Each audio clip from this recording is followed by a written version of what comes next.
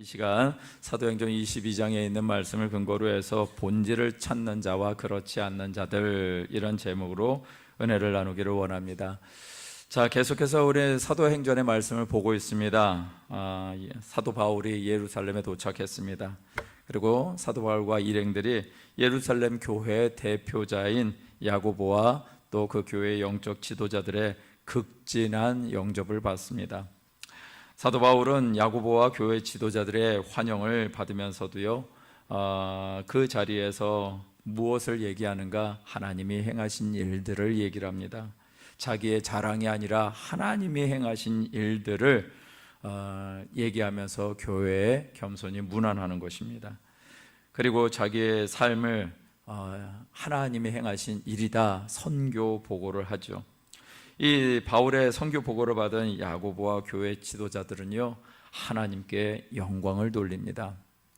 하지만 그 가운데서도요, 사도 바울의 신상을 염려한 야고보가 바울이 모세 율법을 무시하지 않음을 보이는 방법을 권면하게 됩니다. 그런데 바울이 겸손히 순종하게 되지요.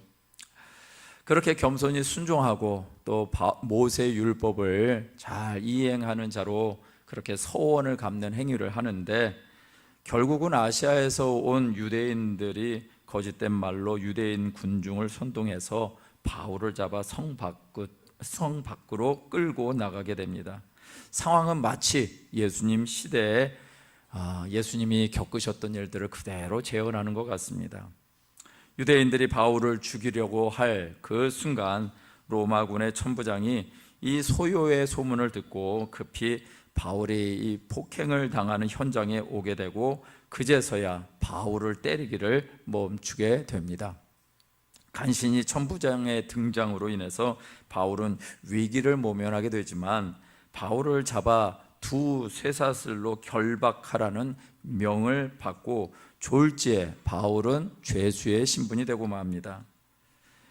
이것은요, 이미 아가보라는 선지자가 말한 예언이 성취되었다라는 증거가 되고 말죠.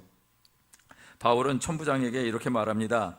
내게 당신에게 말할 수 있느냐? 내가 당신에게 말할 수 있는 기회를 달라라는 것입니다. 근데 이 천부장이 이 말을 듣고 화들짝 놀랍니다. 왜냐하면요, 바울이 한 말은 이스라엘 사람들이 알아듣는 말이 아니라 헬라 사람들이 알아듣는 말을 했기 때문에 그렇습니다. 천부장은 이 바울에 대해서 이렇게 오해를 하고 있었습니다. 내가 이전에 소요를 일으켜서 자객 4,000명을 거느리고 광야로 갔던 애굽인이 아니냐라고 말하는 것이죠. 왜 천부장은 그렇게 바울을 알았을까? 여기에서 이 자객이라 함은 당시 이 단검을 가지고요, 명절에 많은 사람들이 있을 때 이 작은 단검을 가지고 많은 사람들 틈에서 요인을 암살했던 사람들입니다. 이들은요, 유대인 광신적 애국자들인 이 셀롯 당원의 일원으로서요, 로마 관리들 뿐만 아니라 로마의 우호적인 유대인들도 암살했습니다. 이러한 자객들 중에 애굽 출신의 한 유명한 사람이 있었는데, 그가 AD 54년경에 폭동을 일으켰습니다.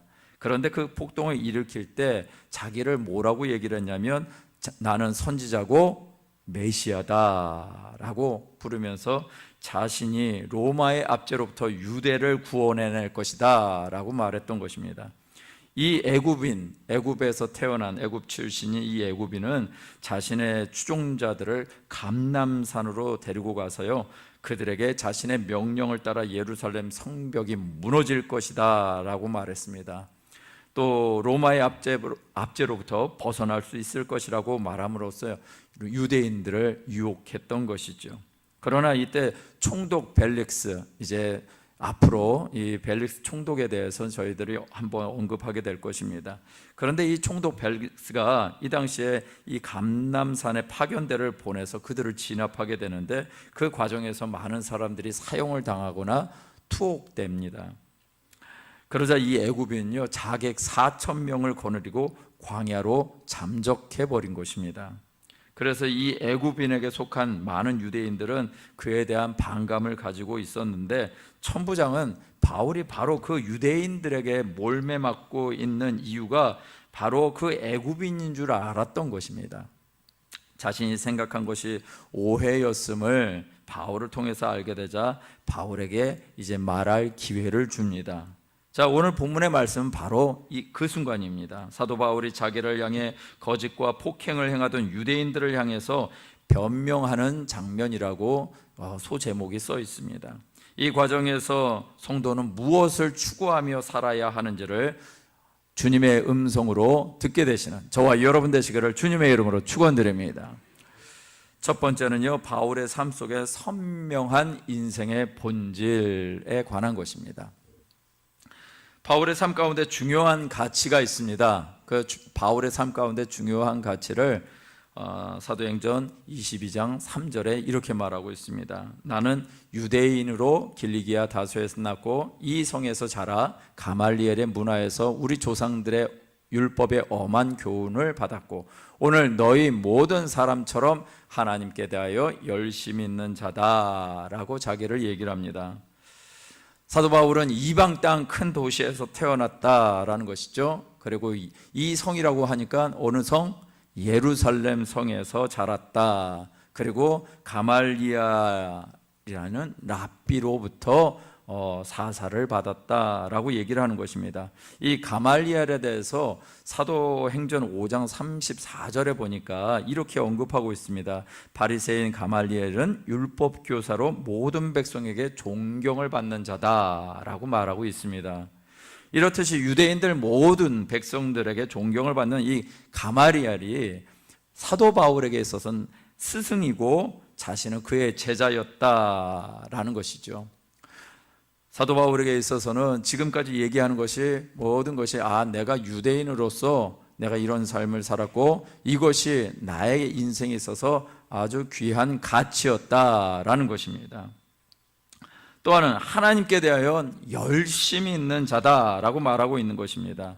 그런데 그렇게 살았고 그렇게 사는 것이 맞다라고 생각을 했는데 그렇게 사는 삶의 결과가 무엇인가를 4절에서 5절까지 이어서 말하고 있습니다. 내가 이 돌을 박해하여 사람을 죽이기까지 하고 남녀를 결박하여 옥에 넘겼노니 이에 대제사장과 모든 장로들이 내 증인이라. 또 내가 그들에게서 다메섹 형제들에게 가는 공문을 받아가지고 거기에 있는 자들도 결박하여 예루살렘으로 끌어다가 형벌받게 하려고 갔다라고 얘기를 합니다.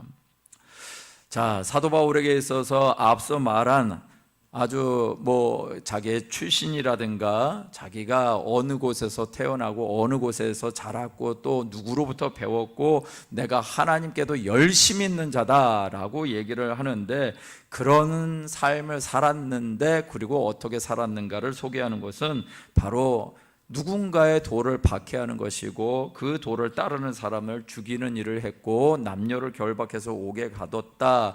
내가 그렇게 산 것이 유대인 대제사장들이나 모든 장로들, 영적 지도자라고 할 수 있는 사람들이 바로 내 증인이다라고 말하고 있는 것이죠. 바울이라고 불리기 전에 이름이 사울이었습니다. 이 사울의 삶은 어떤 삶이었는가? 살기 등등한 삶이었다. 하나님의 뜻을 잘 이루고 하나님의 말씀을 잘 배웠음에도 불구하고 바울이 산 삶은 살기 등등한 삶이었고 정의감에 불탄 삶이었다. 그렇게 살아가는 것이 하나님의 말씀을 잘 따르는 삶이고 하나님의 백성이라고 생각했다라는 것입니다. 그러나 이 사울의 삶은 한순간에 무너져 버리고 맙니다. 왜요? 누군가를 만났기 때문입니다.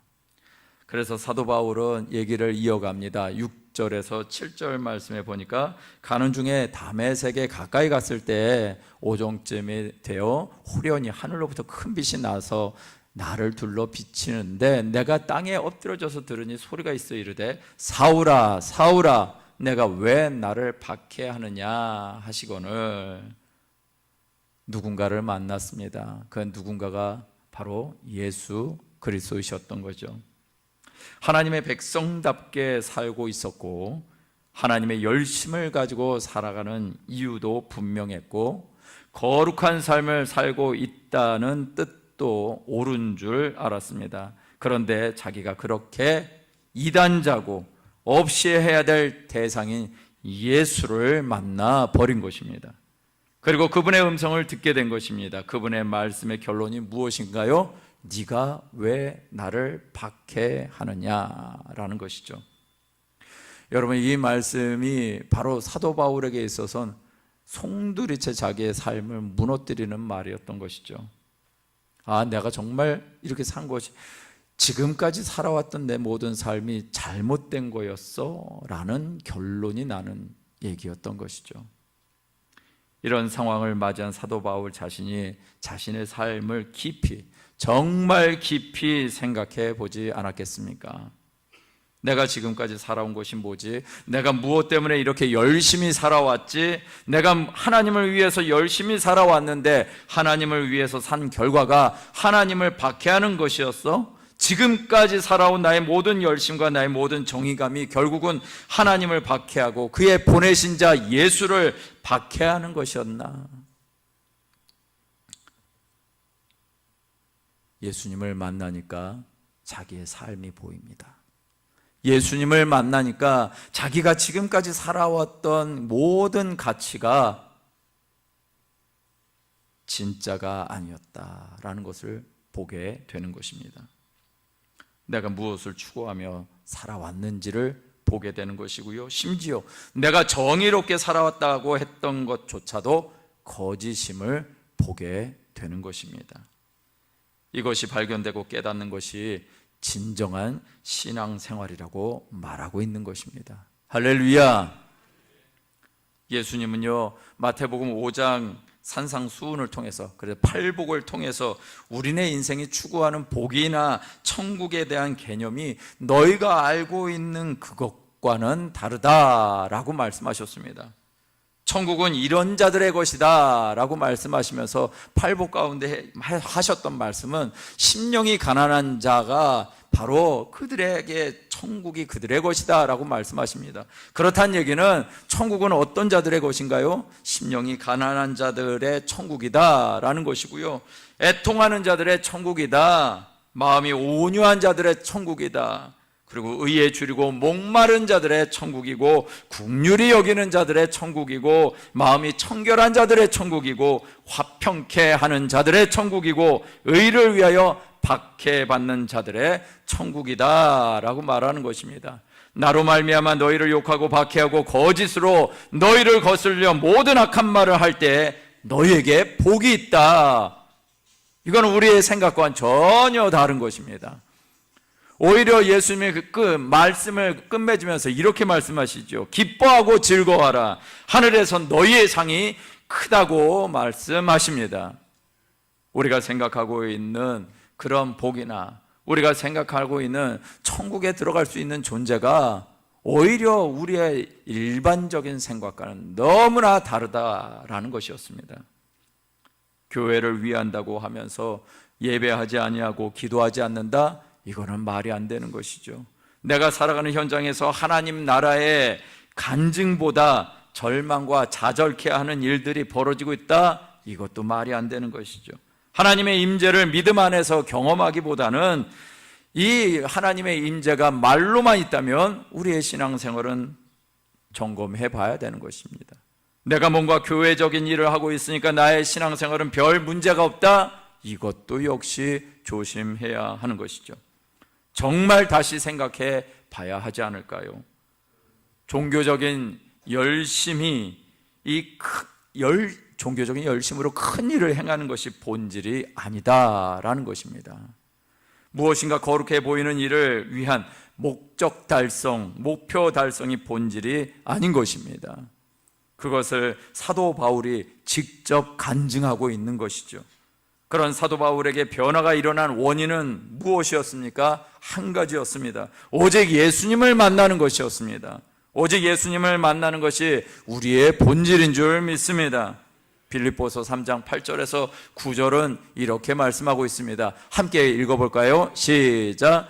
또한 모든 것을 해로 여김은 내 주 그리스도 예수를 아는 지식이 가장 고상하기 때문이라. 내가 그를 위하여 모든 것을 잃어버리고 배설물로 여김은 그리스도를 얻고 그 안에서 발견되려 함이니 내가 가진 의는 율법에서 난 것이 아니요 오직 그리스도를 믿음으로 말미암는 것이니 곧 믿음으로 하나님께로부터 난 의라. 할렐루야. 이런 의를 가지시는 저와 여러분 되시길 주의 이름으로 축원드립니다.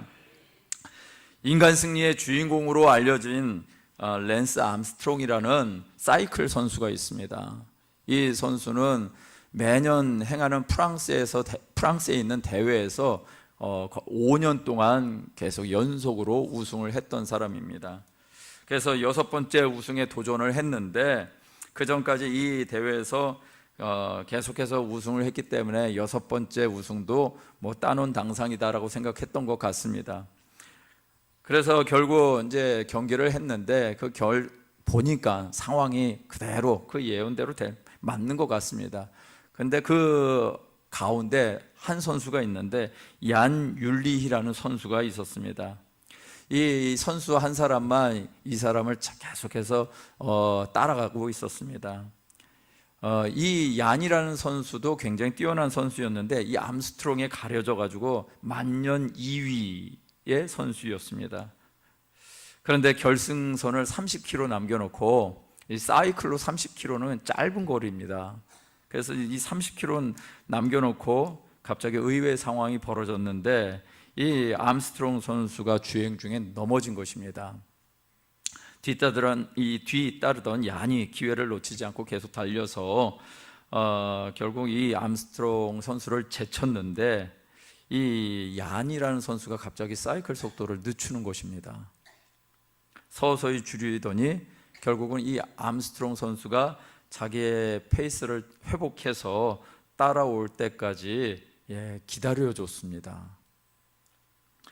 암스트롱이 제 페이스를 찾아서 따라오니까 이 얀 선수도 달리기 시작했는데 결과가 어떻게 됐냐면 이 암스트롱 선수가 추월을 해가지고 역전패를 당하고 맙니다. 그 암스트롱 선수가 그대로 1등을 한 것이죠. 경기가 끝나고 이 얀 선수는 이제 독일 선수였는데 이 독일 기자들이 안타까워서 물었습니다. 도대체 어째서 암스트롱 선수를 기다린 것입니까?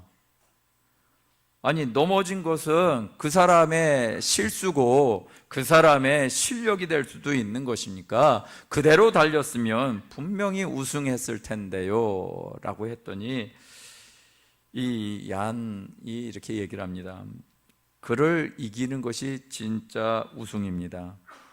암스트롱 때문에 매년 2위를 했는데 그가 넘어진 틈을 타 1위를 한다면 그것은 나에게 진정한 승리는 될 수가 없습니다 라고 말이죠.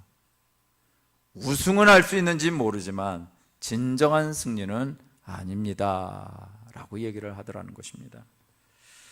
세상은 우리에게 이기라고 가르칩니다. 그래서 우리에게 뭔가를 이루라고 얘기를 합니다. 세상은 본질이 아닌 것을 끊임없이 노력하고 끊임없이 싸우고 끊임없이 경쟁하고 끊임없이 밟으라고 얘기를 합니다. 무엇인가를 이루는 것이 우리의 삶의 본질이 아닌데도 자꾸 그렇게 살라고, 그게 본질이라고 가르치고 있습니다. 그런데 본질은요, 뭔가를 이루는 것이 아니라 누구를 만나느냐라는 것이 본질이더라는 것입니다. 비본질의 허무한 고리를 끊을 수 있는 것은요, 오직 예수 그리스도를 만날 때만 가능한 것입니다.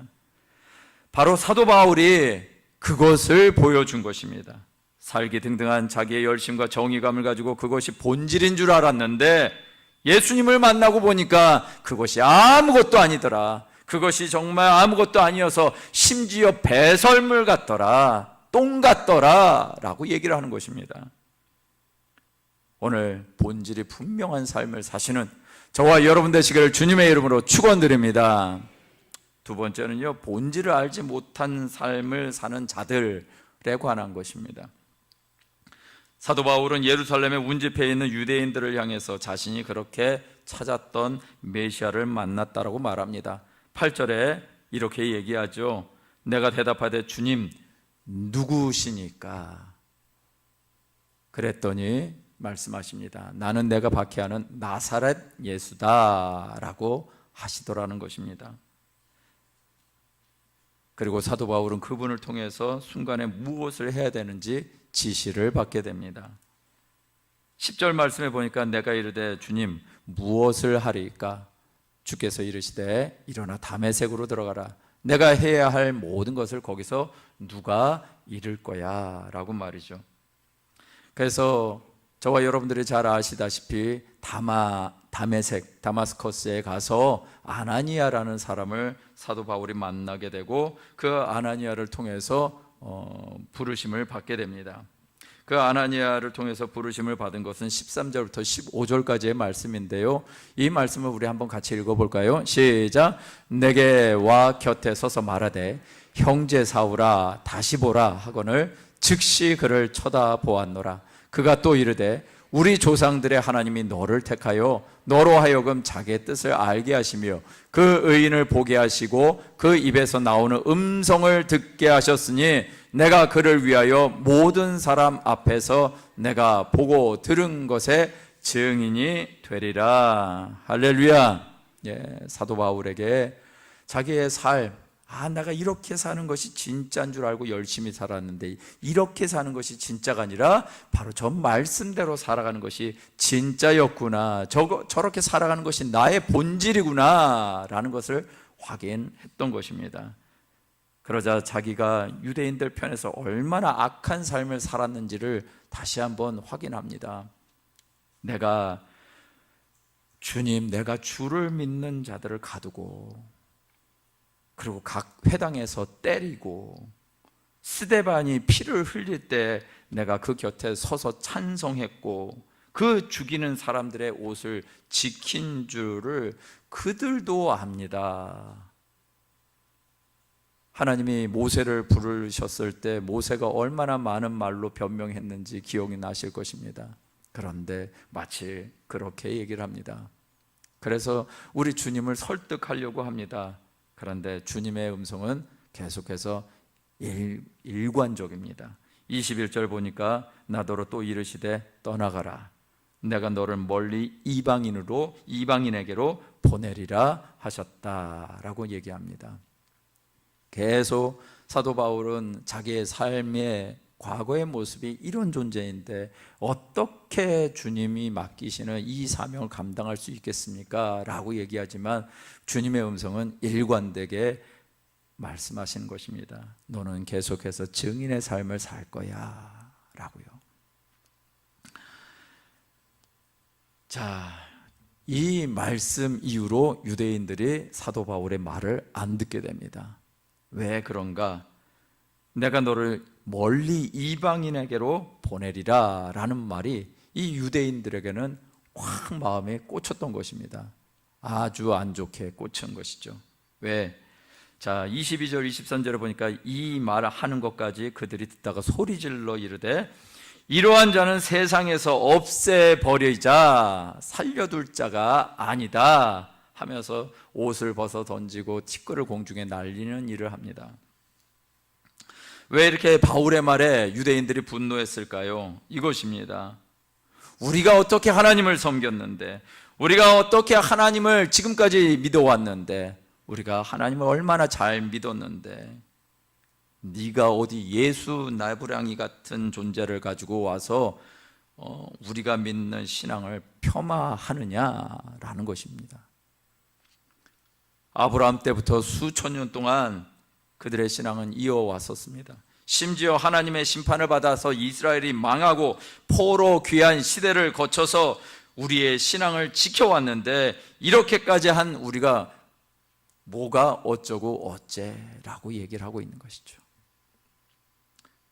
너를 멀리 이방인에게로 보내겠다라고 하셨다고 그 얘기인즉슨 우리의 하나님이 우리를 인정하지 않고 이방인을 찾겠다고 라고 생각을 한 것입니다. 절대 인정할 수가 없었습니다. 그래서 지금도 유대인들에게 있어서는 예수님은요 자객 애굽인과 같은 이단자의 우두머리에 불과하죠. 왜요? 하나님이 그런 일을 행하시는지, 왜 그런 일들을 행하시는지에 대한 본질을 모르기 때문에 그런 것입니다. 또한 사도 바울을 향해서요, 천부장은요, 바울을 채찍질하고 신문하게 합니다.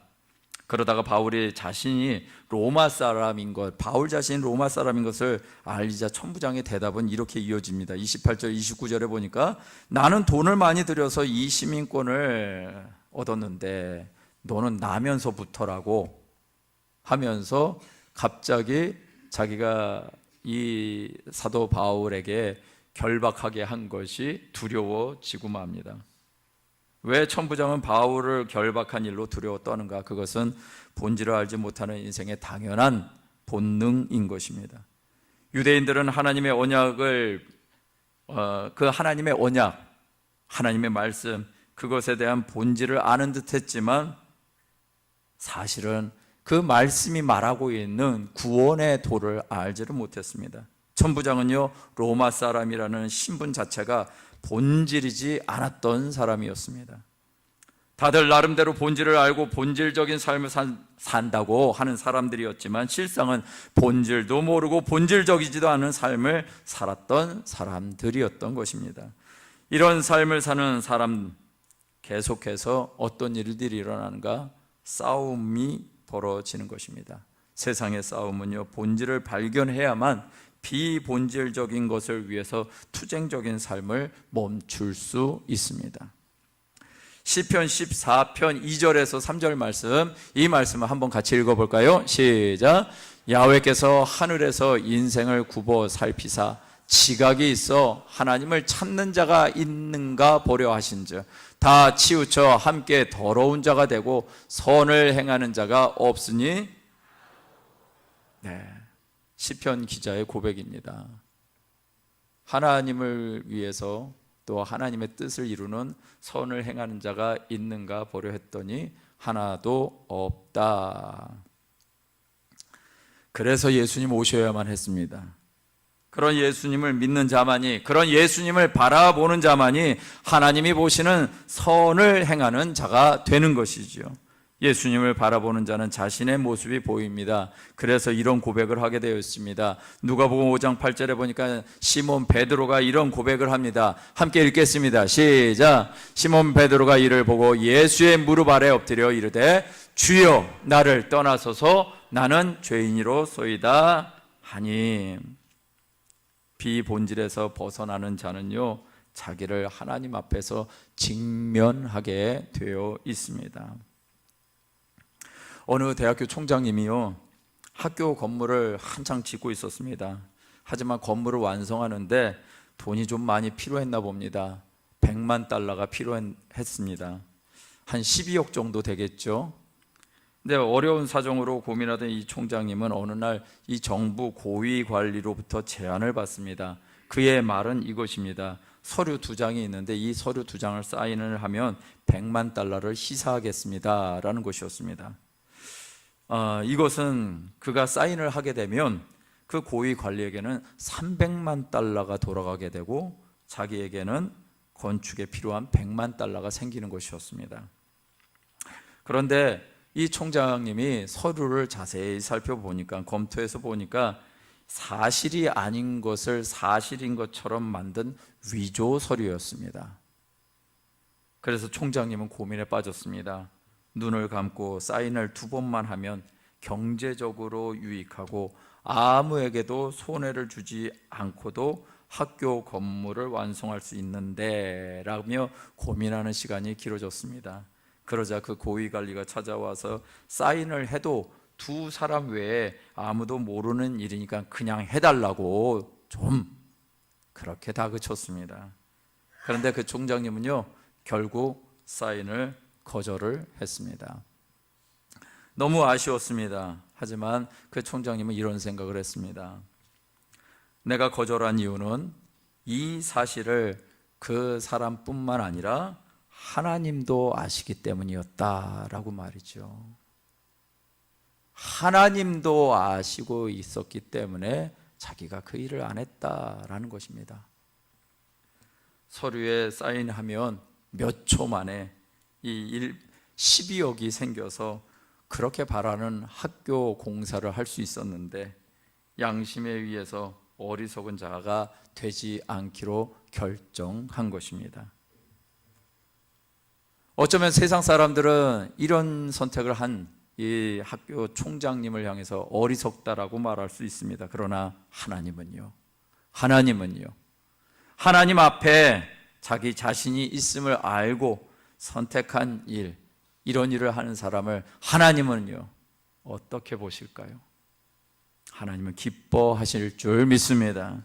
비본질적인 삶은요 하나님의 면전에 있으면서도 하나님을 무시하는 삶을 사는 것입니다. 그러나 본질적인 삶을 살아가는 사람은 아무도 보지 않을 때, 내가 혼자 있을 때 하나님 앞에 사는 사람인 줄 믿습니다.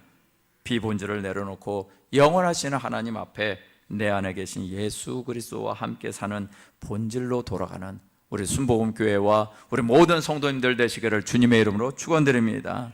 말씀을 마무리하겠습니다. 본질적인 삶을 살아가는 한 엄마와 아이의 얘기가 있어서 좀 나눕니다. 이 얘기는 미국에서 있었던 실제적인 얘기인데 미국 캘리포니아주의 한 초등학교 교장과 이 지역에 있는 경찰이요 7살 난 소년을 향해서 행동한 것이 뉴스에 나온 것입니다.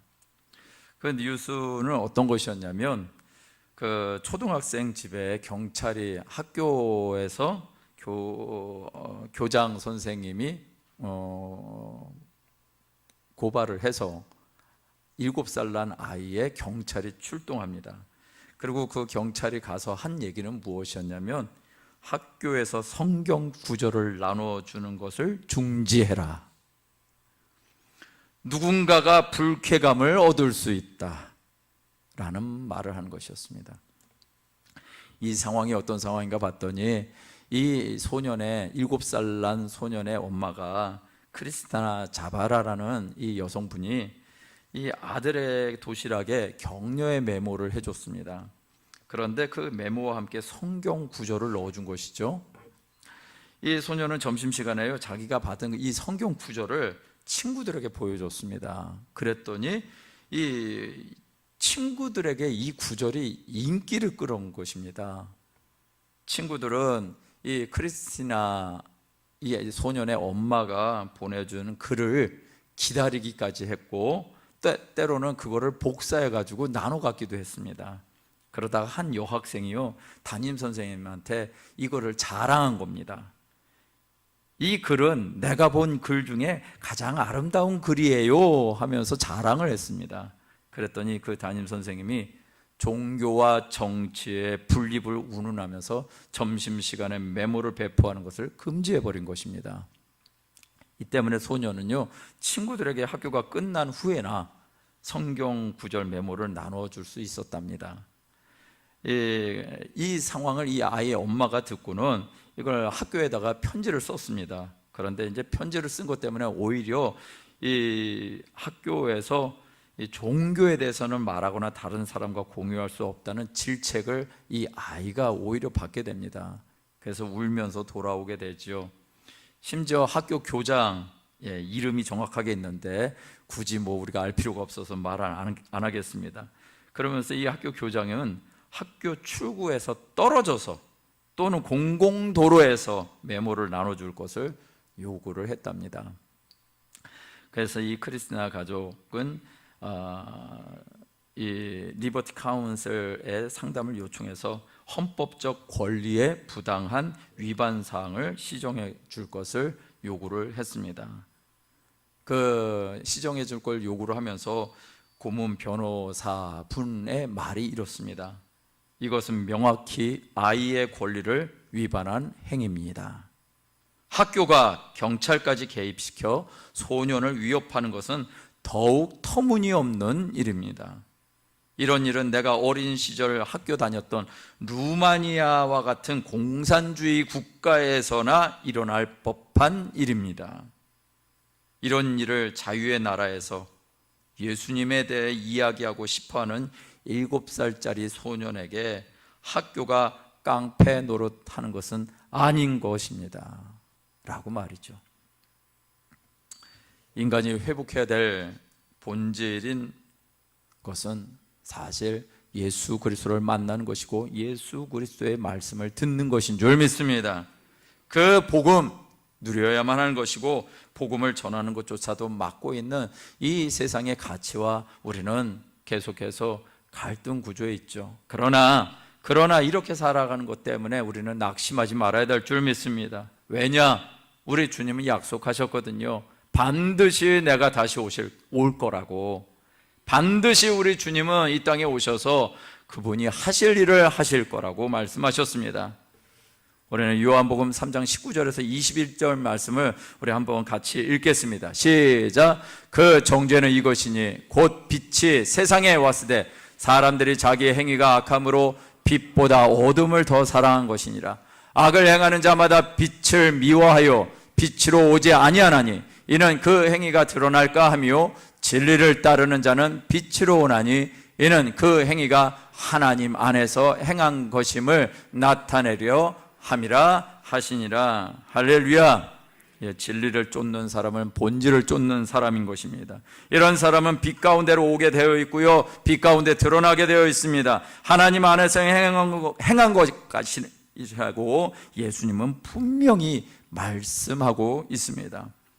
우리에게 오실 날, 우리가 만나야만 하는 그 날에 예수님의 사람들은 상급을 받게 될 것입니다.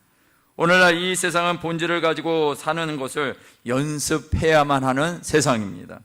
왜냐하면 그런 구분을 점점 더 요구하는 일들이 우리에게 벌어지게 될 것이기 때문입니다. 그래서 갈라디아서 5장 24절 예수 그리스도의 사람은 육체와 함께 그 정욕과 탐심을 십자가에 못 박았다. 예수 그리스도의 사람은 이런 본질적인 삶을 살게 되어 있습니다. 이런 세상의 본질을 찾는 저와 여러분 되시기를 주님의 이름으로 축원드립니다. 그래서 결국 저와 여러분들은 이 땅 가운데 알곡된 성도로 분류되어서 우리 주님의 나라에 들어가는 은혜 경험하는 저와 여러분들이 되실 줄 믿습니다. 이 시간 우리 한번 찬양하고 기도할까요? 정말 우리에게 보여주신 생명, 주께서 보이신 그 생명의 길을 걸어가기를 원합니다. 본질적인 삶의 길을 걸어가기를 원합니다. 사도 바울이 보여준 그 삶의 모습, 그렇게 살아가는 것이 진짜인 줄 알았는데 예수님을 만나고 보니까 그것이 아니더라. 예수님을 만나면 우리의 삶의 방향이 달라집니다. 만약 여전히 우리의 삶의 방향이 달라지지 않고 있다면 오늘 이 찬양 가운데 주님께서 보여주신 생명의 길 나도 걸어가겠습니다. 이 고백을 하시는 우리 모두가 되시길 바랍니다. 주가 보이신 생명의 길, 주가 보이신 생명의 길, 나 주님과 함께 상한 마음 들이며 주님 앞에 나가리.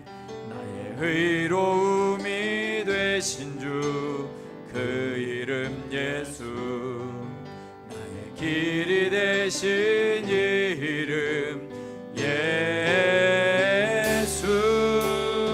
나에게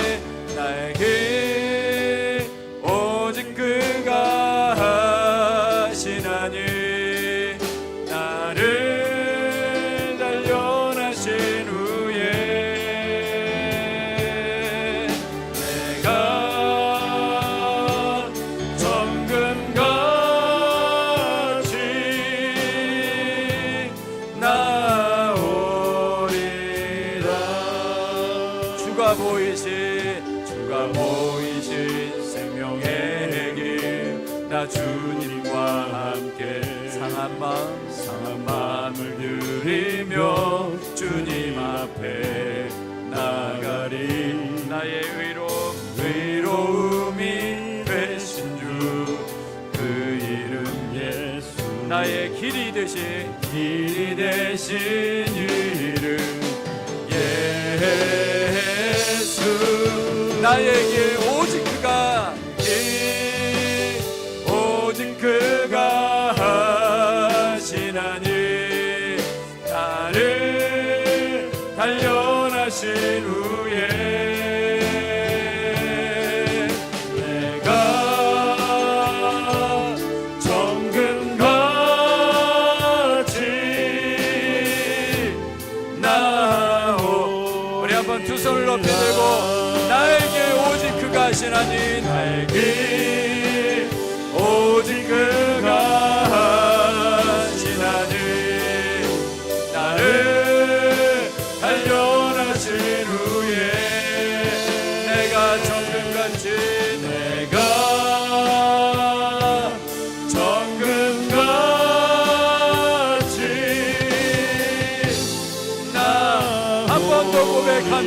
하시나 나에게 오직 그가 하시나니 나에게 오직 그가 하시나니 나를 단련하신 후에 내가 정금같이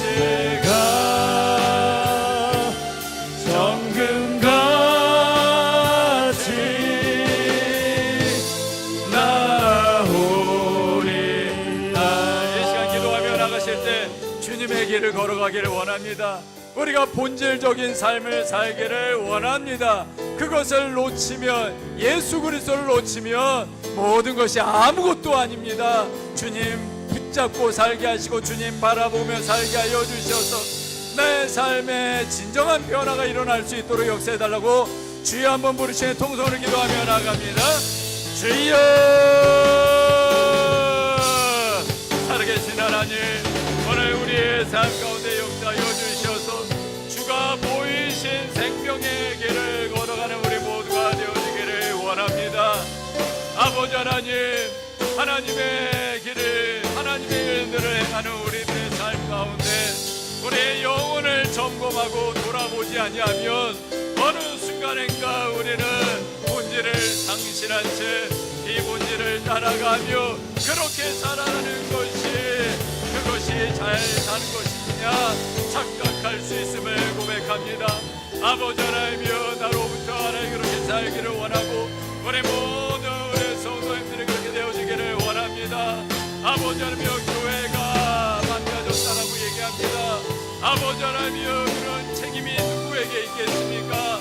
아버지 하나님이여, 역사하여 주셔서 이 시대를 살아가고 있는 우리 모든 성도님들, 모든 교회와 모든 성도님들이 정말 하나님 주가 보이신 생명의 길을 걸어가는 자들이 되어지기를 원하고 본질을 따라 살아가는 우리 모두가 되어지기를 원합니다. 사도 바울도 그것을 경험했고 여전히 그것에 인하여 아버지 하나님의 변화되었던 사도 바울과 달리 유대인들의 모습, 아버지 하나님이여, 또 이 천부장의 모습이 있습니다. 우리의 삶 가운데 이런 모습이 있지 않도록 하나님이여 은혜를 더하여 주시고 오직 주님으로 말미암아 살아가는 자들의 삶의 모습이 우리 가운데 있을 수 있도록 역사해 주시기를 간절히 원합니다. 아버지 하나님이여, 도와주시옵소서. 주님의 길을 걸어가게 하여 주시고 오직 주님만을 따라가는 우리 모든 성도님들 되게 하여 주시옵소서. 나에게 오직 그가 하시나니 나를 단련하신 후에 내가 정금같이